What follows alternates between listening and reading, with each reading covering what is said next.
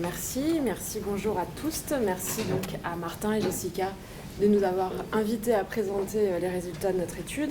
Donc, comme Martin m'a présenté, je suis Émilie Morand, je suis sociologue.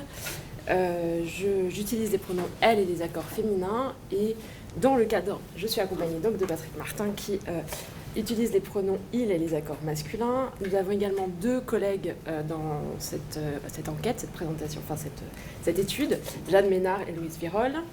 Et je ne peux pas passer sous silence, au vu de notre sujet, quelques-unes de nos positionnalités sociales. Donc une majorité d'entre nous fait partie de la communauté LGBTQ+, mais nous sommes 4 personnes cis, et malgré le fait que nous vivions ou nous travaillons avec des personnes trans, nous ne sommes pas trans nous-mêmes, donc ça peut apporter quelques biais aussi dans nos analyses, et évidemment on voulait en parler. Néanmoins, il y aura une suite à cette étude qui va être lancée. Là, on a eu la réponse, mais on n'a pas le droit de le dire encore. Mais en tout cas, voilà, c'est prévu. Et dans le cas de cette deuxième phase, on aura une équipe plus diversifiée en termes d'identité de genre, et donc on en est ravis. Alors, le titre de notre présentation est « Se faire soigner quand on est illisible des personnes trans hospitalisées au Québec ». L'idée de prendre ce terme illisible, ça vient de Judith Butler, pour qui se conformer à une certaine conception du genre et qu'il faut précisément à garantir sa propre lisibilité en tant qu'humain, ce dont une partie de nos résultats atteste. Alors, nous utilisons simplement pour préciser le terme trans comme un terme parapluie pour désigner les personnes dont l'expression et l'identité de genre s'écartent des attentes traditionnelles reposant sur le genre assigné à la naissance. Je pense que ça va aller comme ça, voilà. Alors, concernant le plan de la présentation, donc je vais commencer par quelques éléments de contexte à propos de notre sujet d'enquête, d'étude. Je vais présenter brièvement la méthode utilisée. On passera ensuite aux résultats, qui sont encore des résultats préliminaires, parce qu'on vient de terminer notre enquête de terrain la semaine dernière. Donc même si évidemment on a commencé l'analyse bien plus tôt, on est quand même sur une phase encore un peu préliminaire. Je passerai ensuite la parole à Patrick qui vous présentera les discriminations dans un sens large, on n'est pas dans un sens juridique, là, vécu par les personnes participantes. Puis je reprendrai la parole pour présenter moi-même les stratégies déployées par les personnes trans, allant donc d'une forme de conformité au discours institutionnel médical jusqu'à des pratiques beaucoup plus subversives. Ah oui, et enfin, on présentera les voies d'amélioration et de transformation proposées par les personnes participantes. Alors, concernant le contexte de l'étude, ne paniquez pas, cette diapo est extrêmement fournie, ce sera la seule qui sera aussi fournie, les autres seront beaucoup plus lisibles. Je voulais simplement commencer la présentation par un peu un pas de côté, mais il me semble important de le signaler. On a 3 rapports récents qui viennent de paraître sur le rapport des personnes trans à la justice. Le premier, c'est un rapport du barreau du Canada. Le deuxième, un rapport du ministère de la Justice. Et le troisième, de Justice Trans, qui datent tous les 3 de 2022 et qui mentionnent vraiment une imbrication des discriminations rencontrées par les personnes trans dans toutes les sphères de leur vie, que ce soit le logement, la santé, la famille, le travail, dont on ne peut pas vraiment s'extraire lorsqu'on fait une enquête sur une des sphères. Et ça, c'est quelque chose qu'on a rencontré nous-mêmes dans nos entrevues, c'est-à-dire qu'il y a une imbrication tellement forte que quand on parle à une personne des problèmes qu'elle a pu rencontrer dans l'espace du soin, forcément, on est obligé aussi de rentrer dans celles qui ont été dans le logement, dans la famille. Voilà. Et ça, on le constate vraiment quand on rencontre surtout les personnes qui sont les plus précarisées.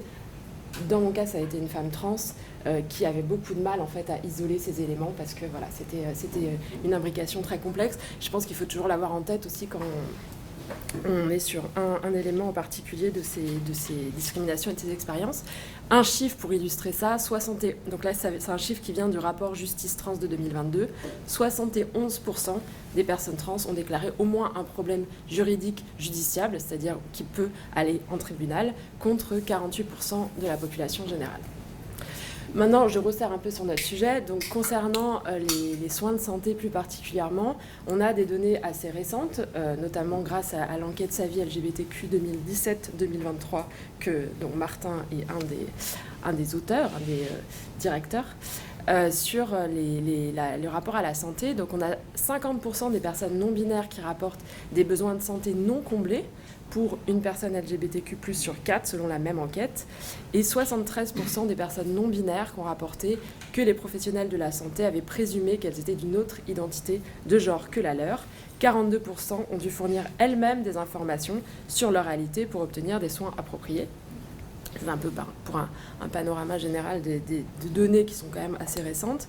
On a également 43% des personnes trans sondées, donc là on est sur le rapport Justice Trans, qui ont indiqué avoir été confrontées à un problème lié à un traitement médical. Et là on a des populations qui sont encore plus touchées, comme les personnes travailleuses du sexe ou les participantes qui avaient été confrontées à l'insécurité du logement. Donc ça renvoie un peu à ce que je disais sur les formes d'imbrication difficiles d'isoler.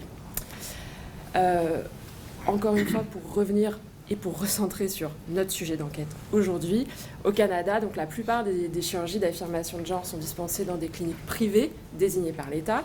Il existe donc une offre ciblée, adaptée spécifiquement aux personnes trans concernant les chirurgies d'affirmation de genre, et seules quelques opérations restent réalisées dans quelques hôpitaux publics.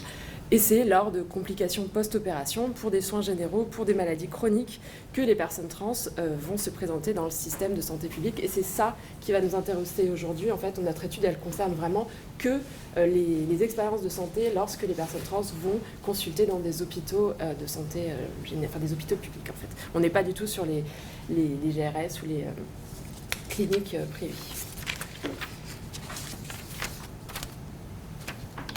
Alors, concernant la méthode, donc les résultats qu'on va présenter aujourd'hui sont ceux d'une enquête qualitative qu'on a réalisée auprès de 21 personnes qui s'auto-identifient comme trans et qui ont été hospitalisées au Québec dans les 5 dernières années, au moins 24 heures. Donc, on est quand même sur des données assez récentes. Cette recherche a été financée par Mitacs et la fondation de l'IUCPQ. On a un certificat éthique de l'IUCPQ. On a donc des bonnes nouvelles pour la suite qu'on ne peut pas encore dire. Et nous avons recruté les personnes participantes via une affiche de recrutement relayée par des organismes communautaires, dont divers genres, l'ATQ, Transestrie, et des compensations financières qu'on a pu proposer, qu'on a pu donner aux personnes interrogées. Notre étude est aussi pluridisciplinaire puisqu'elle croise sciences infirmières et sociologie. Et voilà pour la méthode. Et je passe maintenant juste à une courte présentation de notre échantillon. Donc on a, comme vous le voyez, beaucoup d'hommes trans, plus d'hommes trans que de femmes trans, malgré des démarches spécifiques pour les rejoindre. On a essayé de rejoindre plus spécifiquement des femmes trans lorsqu'on voyait qu'on avait une surreprésentation des hommes trans. Alors il peut y avoir plusieurs explications à cela. J'ai pour ma part la crainte qu'en raison des nombreuses discriminations justement vécues par les femmes trans, le fait de répondre à nos questions leur fasse revivre des expériences particulièrement traumatiques. J'en ai fait l'expérience en fait lors d'une entrevue, et ce qui qui malheureusement explique en partie cet écart. Je pense qu'il y a d'autres explications, notamment de caractéristiques aussi sociodémographiques, et voilà, mais ça fait partie des explications. Parmi les personnes participantes, 8 se définissaient comme des hommes, 5 comme des transmasques, 5 comme des personnes non-binaires, 2 comme des femmes trans et une personne se définissait comme bigenre. Alors on a des personnes participantes qui sont relativement jeunes, avec une majorité, donc 15 personnes participantes qui ont 35 ans ou moins, sur 21, et une majorité de personnes caucasiennes.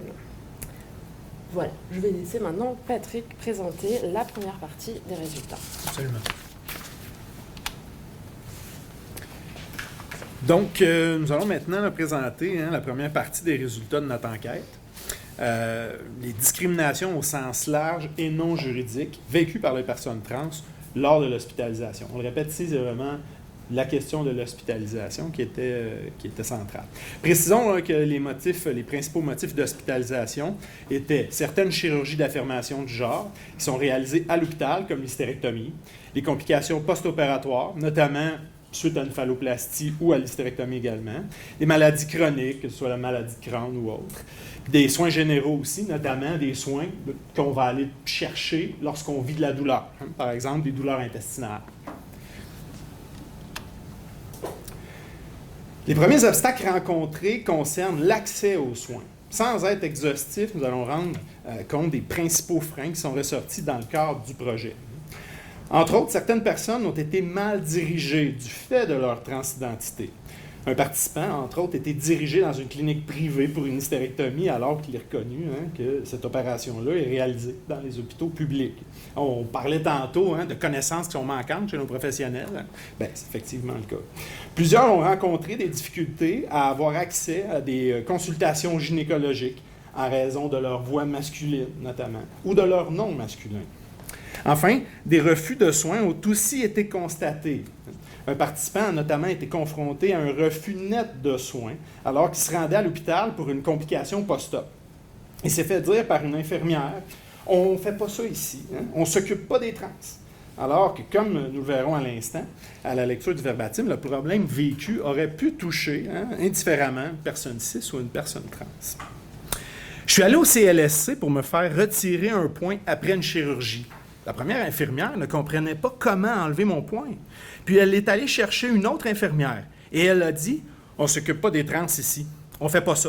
On ne s'occupe pas de vous autres. » J'ai dit « Ben là, c'est juste un point, tu sais. C'est important de l'enlever, là. Ma chirurgienne va finir par répondre puis vous dire comment faire pour l'enlever. » Elle dit « Non, mais de toute façon, on ne s'occupe pas des trans ici. Ça fait que je suis parti avec mon point. C'est mon copain qui me l'a enlevé à la maison. Je suis sorti de là, j'ai été un peu sous le choc.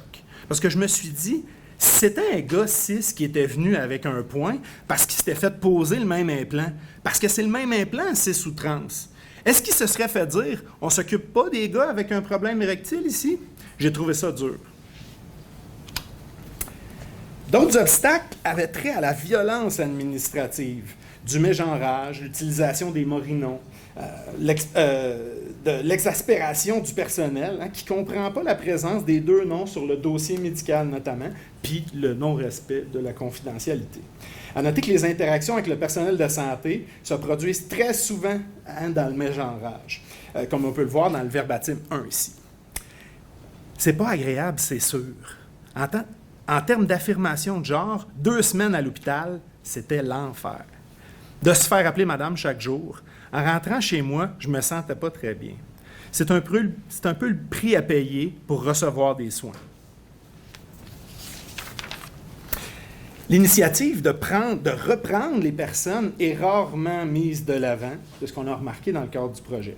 Le plus souvent par peur des bris de confidentialité qui pourraient survenir lors de ces échanges, mais aussi parce que malheureusement, l'erreur risque de se reproduire aux yeux des personnes que nous avons pris en entrevue. Donc, on voit ici, quand je vais voir la secrétaire avec mes papiers, je suis devant plein de gens, fait que je ne vais pas dire « C'est-tu possible de m'appeler par tel nom? » Parce que je ne veux pas que tout le monde entende. Puis après ça, tu sais, de toute façon, tu passes au triage, puis tu te dis « L'information va-t-elle se rendre après, quand ils vont me rappeler? » Tu sais, fait que je le disais pas dans le temps. J'acceptais le fait que je pouvais pas changer ça. Alors, on re-questionne. Vous étiez en paix avec ça? Est-ce que vous vous sentiez mal dans la salle d'attente? Ah, épouvantable. Je sortais de là, je voulais juste pas aller consulter. Il s'agit d'économiser, en fait, son énergie, puis d'attendre que ces moments désagréables passent. Le manque de confidentialité il a aussi été relevé, soit lors de questions posées par le personnel d'accueil devant d'autres patients, ou par des médecins dans des chambres multiples. Souvent, on est hospitalisé dans des vieux hôpitaux, l'architecture n'est pas nécessairement propice à la confidentialité. Ce manque de confidentialité crée beaucoup de gêne, mais engendre aussi de la peur, notamment pour les femmes trans rencontrées qui craignaient réellement pour leur sécurité. Incohérence bureaucratique et administrative. Par exemple, Claudia s'est fait diriger vers un CLSC pour qu'on lui apprenne à faire ses injections d'estradiol. Mais on a refusé de lui enseigner la technique pour l'administration du produit. On voit le verbatim ici. Ce que le médecin te recommande, c'est d'aller voir une infirmière du CLSC pour te le montrer comment faire l'injection. Mais j'ai eu de la difficulté avec l'ordre des infirmières et infirmiers, ironiquement. Je les ai contactés et j'ai été obligé de faire un échange de voies d'administration parce que c'est pas habituel. Je leur explique que c'était pour faire des injections intramusculaires d'estradiol. Puis là, l'infirmière me dit « Je vais vérifier ». Puis elle me revient et elle me dit « Écoute, mon ordre me dit qu'étant donné que l'estradiol est injecté par des... et pas homologué pour cette forme-là, parce qu'il s'agit d'un médicament qui a été monté sur mesure pour moi, bien, ce ne sera pas possible. » Mais c'est la même foutue molécule qu'il y a dans la pilule. Hein? Donc, pour la personne rencontrée, hein, c'est des jeux de virgule puis du niaisage. Plusieurs pointent également l'impossibilité de mettre à jour les cartes d'hôpital hein, avec changement de nom, ce qui provoque des situations complexes puis beaucoup de mégenrage. Je trouve que la première porte d'entrée dans une prise en charge, hein, où souvent c'est le secrétariat, hein, le premier contact, bien c'est plate, hein, mais j'ai déjà eu juste d'avoir des secrétaires hein, qui utilisent le bon pronom hein, quand elles appellent les clients dans la salle d'attente, tu sais, ça serait déjà pas pire. Hein. On est vraiment au B.A.-bas hein, dans nos systèmes en ce moment. Syndrome du bras cassé. Hop, ça, c'est pas moi. Je suis ici.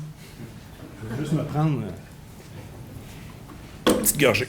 Donc, expression utilisée dans les milieux trans qui désigne la lecture faite par certains soignants de tout symptôme au prisme de la transidentité, même ceux qui n'ont aucun lien.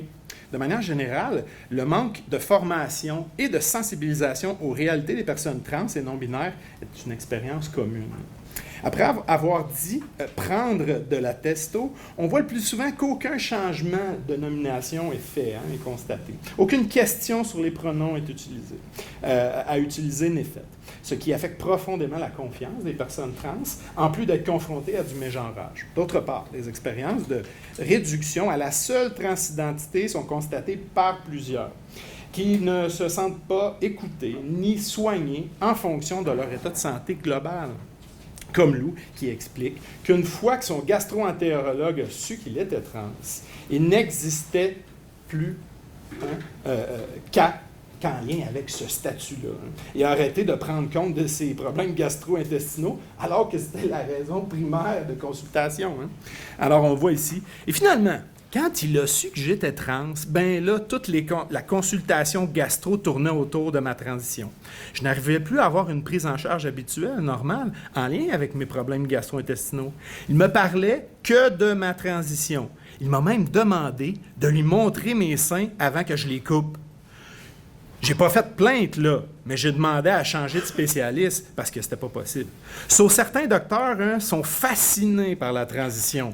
Mais il y en a qui ont oublié leur propre spécialité. Voyons également l'expérience d'Albi, hein, qui ne se sentait pas écouté quand il expliquait que les précautions préalables à un test d'urine ne fonctionnaient pas sur lui. Ils voulaient me faire un test d'urine, puis ils m'ont passé un coton que je devais passer autour de mon gland. Mais j'ai pas de gland. Fait que j'ai vraiment trouvé ça drôle. Je fais pas pipi par un pénis, là. Je fais pipi par un vagin. Puis j'ai essayé de leur expliquer, mais ils comprenaient pas. Fait que j'ai fermé ma gueule, puis j'étais allé faire pipi directement. De manière générale, les personnes participantes témoignent tous du fait qu'elles ont dû elles-mêmes fournir des informations concernant leur situation et ne pas se sentir en sécurité auprès du personnel de la santé. Ce qui amène également une hypervigilance lors des soins et notamment une hypervigilance sur les ordonnances qui sont faites.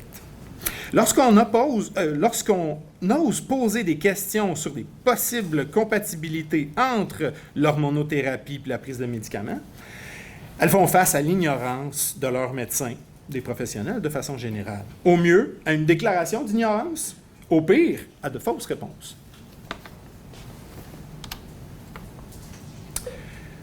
S'autonomiser de la version médicale, de la vision médicale. Ici, on va voir directement le verbatim, parce que ça dit tout. Le personnel de la santé, tu sais, la façon dont les personnes parlent des personnes transgenres, tout ça, c'est comme très médical. Je le comprends parce qu'il y a comme un côté qui est médical, mais ça fait un peu étrange parce que, tu sais, j'ai changé depuis 17 ans, mes 17 ans. Je vois pas ça comme un problème, là, comme quelque chose qui me stresse, quelque chose qui me dérange. Ils traitent vraiment ça plus médicalement que moi, j'aimerais que ce le soit en ce moment. Mais moi aussi, quand j'avais 17 ans, je pensais aussi comme ça, parce que j'étais plus jeune, puis j'étais moins sûr de moi. Des expériences d'objectivation des corps par le personnel médical sont relatées également. Comme par exemple Max, dont le corps post-chirurgie a été observé par des infirmières qui n'étaient pourtant pas celles qui s'occupaient de lui. J'ai eu 4-5 infirmières qui sont venues. Je ne les connaissais pas. Je ne les avais jamais vues. C'était pas elle qui s'occupait de moi.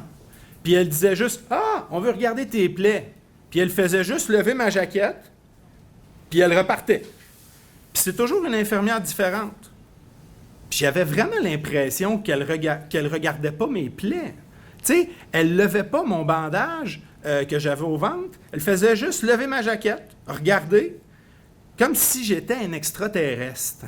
Un peu Elephant Man, c'est pour ceux qui ont vu le film. Hein?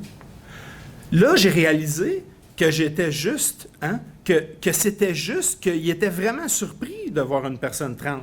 Mais c'était vraiment malaisant. Pendant l'hospitalisation, un obstacle important est rencontré dans la non-administration du traitement hormonal, parmi les médicaments fournis au quotidien. Plusieurs personnes rencontrées en entrevue ont dû se débrouiller par leurs propres moyens, avec leurs proches notamment, pour la continuité de leur traitement pendant leur hospitalisation.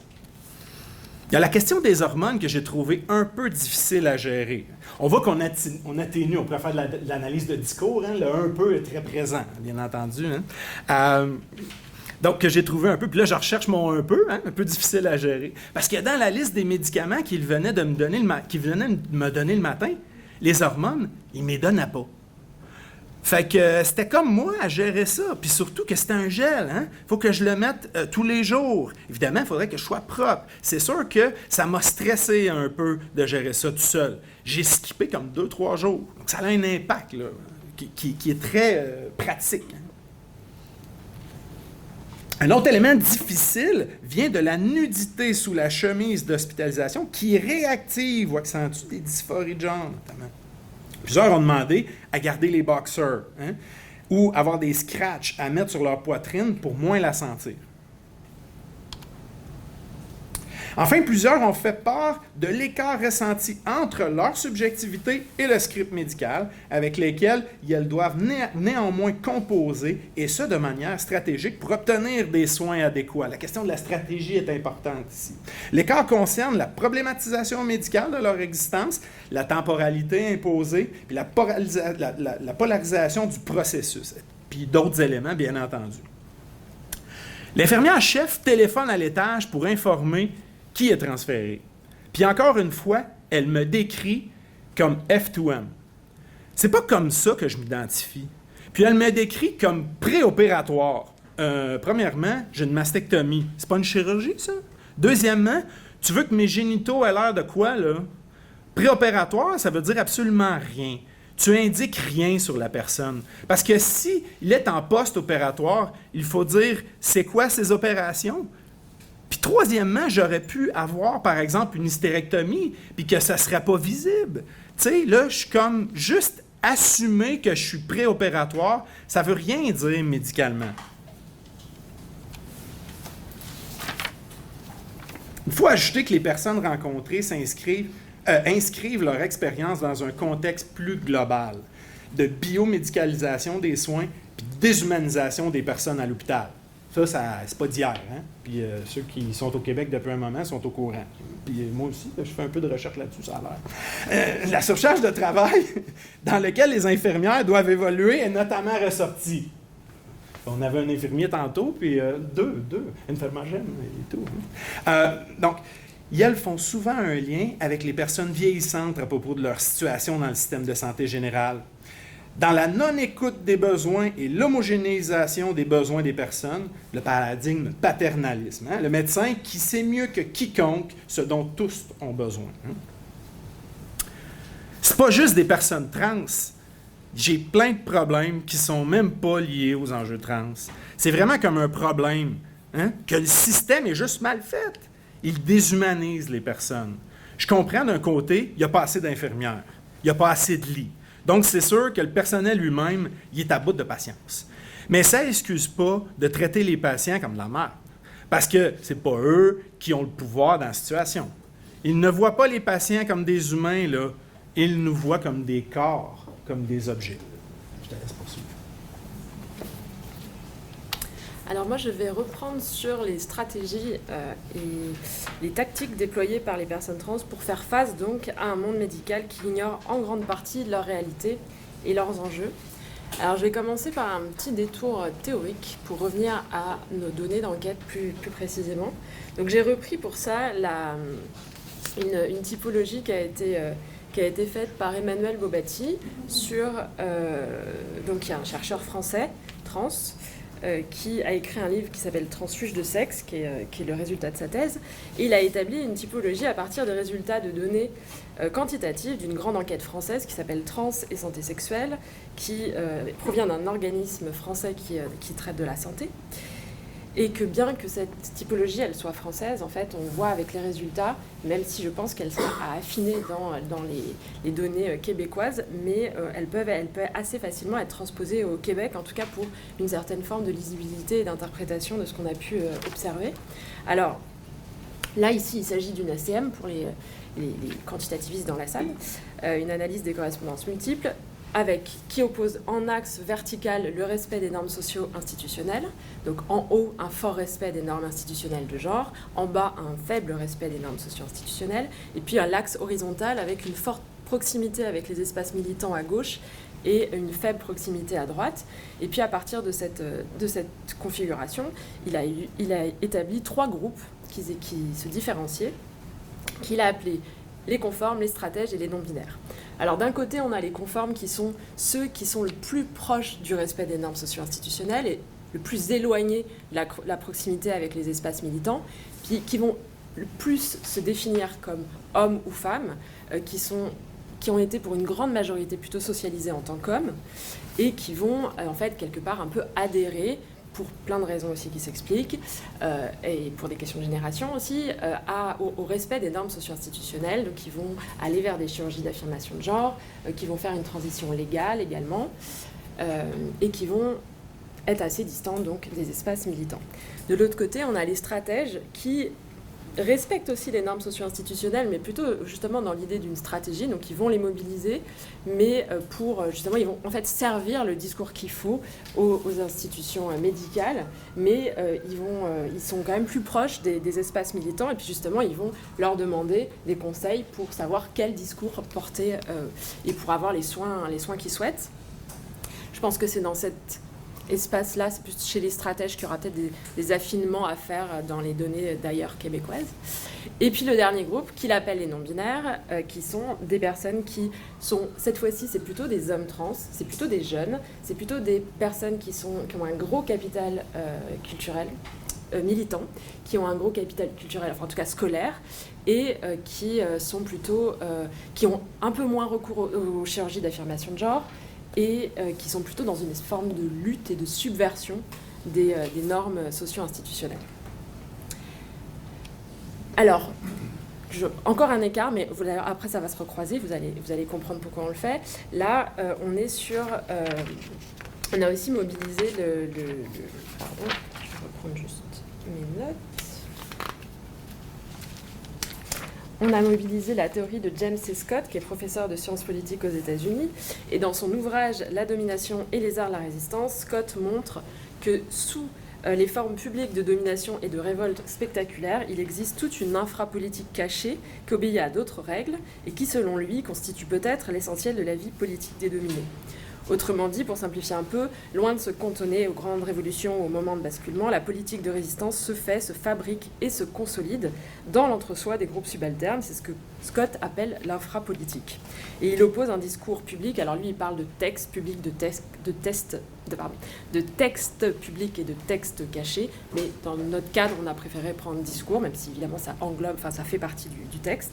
Donc il oppose un discours public qui est celui des groupes dominants qui est connu de tous, et un discours caché qui est plutôt celui qui se dit dans l'entre-soi des communautés militantes notamment. Mais ce discours public, il va définir les conditions d'interaction entre dominants et dominés, puisque ces derniers ne peuvent s'adresser aux dominants qu'en empruntant les codes et le contenu de ce discours public qui leur est imposé. Et alors, si on transpose un peu à notre sujet, le discours public qu'on aurait d'un côté, c'est celui de l'institution médicale, et quel que soit ce qu'en pensent les personnes trans, il est nécessaire de composer avec lui, car c'est bien en s'y conformant qu'elles obtiennent des soins, et notamment le remboursement de ces soins qui sont extrêmement coûteux. Et le discours caché, donc voilà, quel est ce discours ? Un discours qui repose essentiellement sur une conception essentialiste, avec l'idée que seule la dysphorie est une bonne raison d'avoir accès à des chirurgies d'affirmation de genre, et donc être un bon trans, qui repose sur une binarité du genre. L'idée aussi qu'il existe un début et une fin à la transition, avec une conception des personnes trans comme ayant un problème qu'il faut régler, une médicamentalisation des corps, le fait que la transition nécessite des interventions chirurgicales et que l'objectif finalement c'est bien de respecter une binarité du genre. Puis de l'autre côté, on a un discours caché qui lui défend plutôt la non-binarité du genre, le fait qu'il existe une multiplicité de genres, que versus le genre n'existe pas. Voilà, on a aussi des conceptions différentes, toujours en mouvement, en évolution. L'idée, c'est au contraire de chercher... Enfin, le genre est toujours en mouvement, en évolution. L'idée, c'est de se chercher, d'expérimenter. La transition est un passage en soi. On peut reprendre aussi le concept de Paul Preciado avec l'image qui fait comme une migration, en fait. On est toujours dans un entre-deux, mais il n'y a pas l'idée d'un avant ni d'un après. Et ça ne nécessite pas nécessairement d'opération ou d'hormonothérapie. Et maintenant, si on reprend aussi la typologie de Beaupassy, ça donne aussi un éclairage des conceptions qu'on a pu relever, nous, dans notre enquête. Donc on aurait d'un côté les conformes, alors évidemment tout ça c'est un peu schématique, il y a des passages qui sont plus flous entre les catégories, mais c'est quand même quelque chose qui nous permet de mieux comprendre aussi les différents rapports que les interviewés ont eu au discours public. Donc les conformes, ils adhèrent principalement au discours public. Les stratèges, ils n'adhèrent pas nécessairement, mais ils vont l'utiliser pour obtenir des soins. Et puis le dernier groupe, les non-binaires, n'adhèrent pas du tout au discours et mettent plus de choses en place pour lutter et puis pour changer ce discours. Alors maintenant, je reprends nos données. On va revoir ensuite comment dans les améliorations et les transformations on retrouve un peu cette structuration, mais dans les stratégies utilisées par nos enquêtés. Donc comme l'ont mentionné Simon Jutan, Stuart Puen et Lou Zimmerman, j'espère que je n'écorche pas leur nom, à la racine des mouvements trans se trouvent deux types d'actions, le partage collectif de savoir et la médiation par les pairs, donc un appui des collectifs et des associations pour s'informer, une auto-formation, lecture d'articles de recherche médicale qui en fait des experts de leur santé. Et donc, on retrouve ça dans les entrevues qu'on a pu mener. Donc, l'idée de faire ses propres recherches, ils deviennent vraiment des experts, et elles deviennent vraiment des experts de leur propre santé. Donc, on le voit avec Alex. J'ai beaucoup d'amis dans la communauté. Je cherche sur Internet, dans des situations comme ça, où ils se posent des questions médicales. J'essaie de trouver des papiers, comme tu sais, des recherches scientifiques de personnes, des médecins qui font des recherches sur ça. L'idée aussi de rester toujours maître de ses soins. Donc, quand on reçoit des soins qui concernent sa personne, le fait de double-checker, c'est ce qu'on disait aussi tout à l'heure, avec l'idée d'hyper-vigilance sur ce qui nous est administré ou les soins dont on fait l'objet. Et puis une automédicamentation aussi assez classique qui vient en fait pallier souvent des délais très très longs pour avoir un rendez-vous avec un endocrino. Enfin, voilà, on connaît la difficulté. Donc quand j'ai vu que ça allait prendre plusieurs années à avoir accès à tout ce que je voulais, j'ai été voir des amis qui s'entraînent, qui prennent des stéroïdes. Puis là, j'ai comme acquéri des stéroïdes de façon illégale.